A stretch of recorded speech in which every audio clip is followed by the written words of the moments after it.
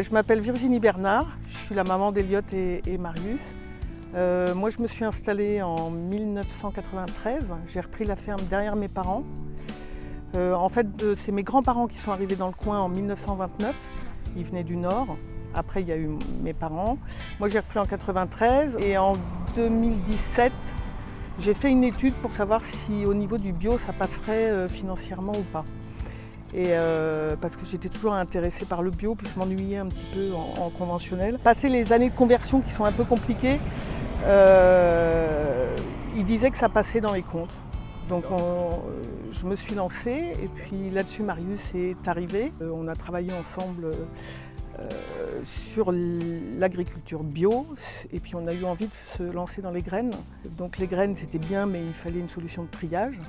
Et du coup, on a monté cette petite station de triage. Et puis après, on a créé la marque Pousse de là, qui nous ressemble parce qu'on vient de là, en fait. Bonjour, bienvenue chez Pousse de là. Je vous présente mon frère Eliott et moi c'est Marius. On est là à l'arrière du bâtiment d'Eliott où on produit les pâtes. On a une jolie vue sur les champs derrière qui est sympa. À la ferme, ce qu'on fait, nous, on travaille les graines. Donc on produit de la lentille verte, de la lentille rose, de la lentille noire, du quinoa, des graines aussi pour faire de l'huile, du tournesol, de la cameline, du lin et du colza. On travaille tout en agriculture biologique. Ça c'est un choix depuis 4 ans. On a toujours voulu travailler plutôt sur le côté nature et puis se rapprocher de l'environnement et c'est ce qui nous plaît.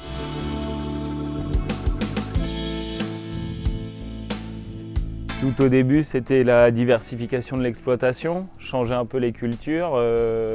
Nous, on avait un système conventionnel assez basique du secteur, Vexin normand. Et puis nous, on avait envie d'aller voir ailleurs et puis se rapprocher des consommateurs. Quand on produit une lentille verte, on la produit du champ, on va jusqu'à la vente avec un client. Donc on a un vrai contact et on a un contact humain qui est génial, c'est ce qu'on cherchait. Et puis après, on a développé différents ateliers. Puis c'est Eliott qui en parlera le mieux sur la partie pâte et huile où c'est lui qui a aussi diversifié.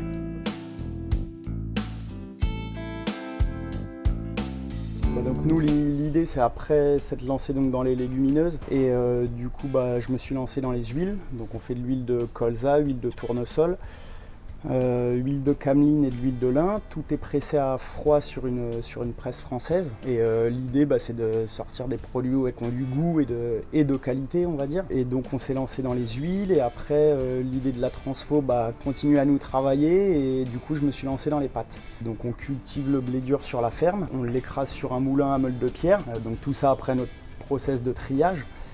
Et ensuite on le transforme en pâte. Du coup pour amener un peu du goût et varier les goûts on va dire, j'ai proposé une gamme épicée. Donc du coup on retrouve des pâtes au piment d'Espelette, à l'ail des ours et au curcuma. Et l'idée c'était aussi de travailler nos légumineuses. Du coup on a fait une gamme de pâtes aux lentilles et aux pois chiches. Là, comme m'a dit Eliott, on a en amont de toutes ces belles productions, on a le triage. On a monté en 2017 un outil de triage hyper performant qui nous permet vraiment de passer de la graine sortie de moissonneuse avec un peu de terre, un peu de paille et qui n'est pas comestible à l'instant T. Avec 4 machines, nous permettent d'arriver à une graine 100% propre.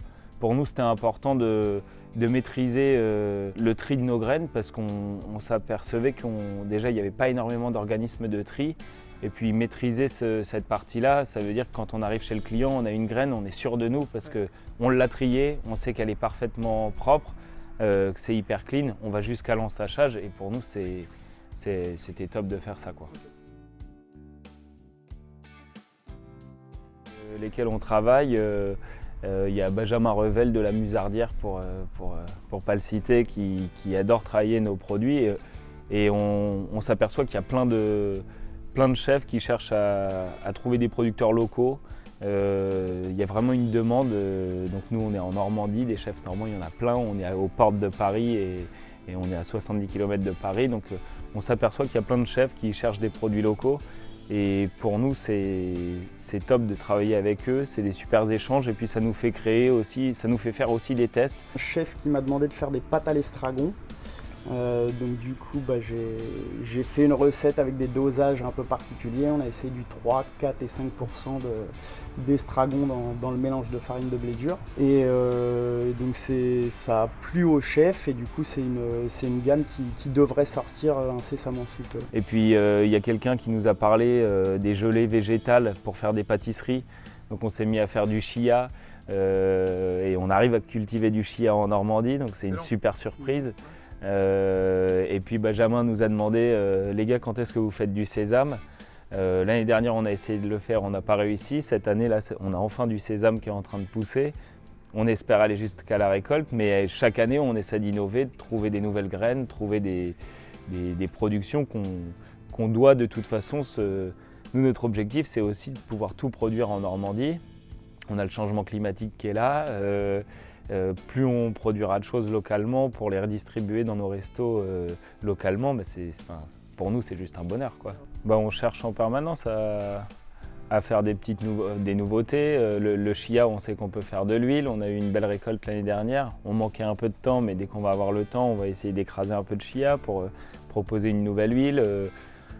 Puis dès qu'on a des idées comme ça, on essaie de la développer. Après, de temps en temps, on manque de temps, mais le but, c'est de continuer à proposer des choses qui changent de l'ordinaire, quoi. Et puis, et c'est aussi dans ce métier-là, c'est ce qui est hyper excitant, c'est que avant, de temps en temps, on avait l'impression de produire sans trop savoir où est-ce que ça allait. Et puis là, quand on produit, on sait que on a le contact soit avec le client qui mange direct nos produits, soit avec le chef qui nous dit mais ça c'est top, on aurait besoin de ça. Donc, c'est hyper stimulant. L'aventure avec Goût d'épices, ça a commencé en 2021. Ce qui nous a plu chez Goût d'épices, dès le début, on a eu des bons échanges. On a tout de suite senti l'aspect humain qui était primordial. On a visité les locaux Goût d'épices un samedi matin. Salle de sport pour tout le monde, le café qui va bien, un accueil. On sent que tout le monde avait la banane. Déjà, ça nous a parlé. Avec Elliot, quand on est sorti de là, on s'est dit bon, déjà, c'est pas la boutique énorme où on va être complètement noyé, on reste des petits producteurs et on n'avait pas envie de se sentir complètement perdu. Là, l'échange avec que ce soit Jean-Charles le patron, Tanguy, toi qui es présent, voilà, il y a de l'échange et donc c'est ce qui nous a plu dès le début. Deuxième point, c'est que Goût d'épices, vous nous avez présenté votre gamme aussi avec toutes vos épices, c'est de la qualité. Et nous, en tout cas, on est des artisans et le côté artisan, qualité, on ne voulait pas envoyer nos produits chez n'importe qui. Et là, en l'occurrence, on s'est senti, c'est une mise en valeur de bosser aussi avec vous, donc c'est sympa. Et puis, quand on a décidé de travailler ensemble, toute l'équipe commerciale est venue, visite de la ferme, on a mangé tous ensemble dans un restaurant qui travaille les produits locaux. Donc tout le monde a été mêlé, tout le monde a pu visiter la ferme. Voilà, on sent qu'il y a de l'humain et donc c'est super important pour nous de montrer ce qu'on sait faire et donc c'est comme ça que c'est parti. Là c'est le côté environnemental qu'on a évoqué tout à l'heure avec le bio qui pour nous est primordial. Et puis il y a un aspect qui est pas négligeable, c'est l'aspect social. On est parti d'une exploitation où ma mère travaillait seule pendant quasiment une carrière complète et puis maintenant on est arrivé à 7 personnes en tout. On a 4 collaborateurs et puis nous 3. Donc ça a créé de l'emploi, ça a créé de la richesse sur le territoire.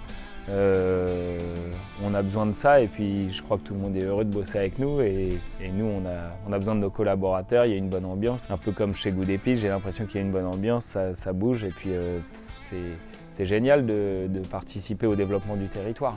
Notre richesse, c'est pouvoir dire qu'en 4 ans, on a réussi à mettre en place une grande proposition de choix donc, sur nos graines, afin d'avoir de la lentille rose, de la lentille noire, de la lentille verte, proposer du chia, du pois chiche, mais aussi du quinoa. Et derrière de s'être lancé aussi dans la transfo et de proposer des huiles. Donc on a quand même 4 types d'huiles. Sur les pâtes, on a plus de 10 références. Et on est fiers de se dire que tout ça provient de nos terres au départ et qu'on arrive à maîtriser la chaîne d'un bout à l'autre sans passer par un intermédiaire avant de proposer un produit qui se retrouve dans l'assiette du client. Du coup, nous, on peut nous retrouver sur notre site internet qui est poussedela.fr. Après, sur les réseaux, sur Facebook et Instagram, pareil, sous le nom Pousse de là.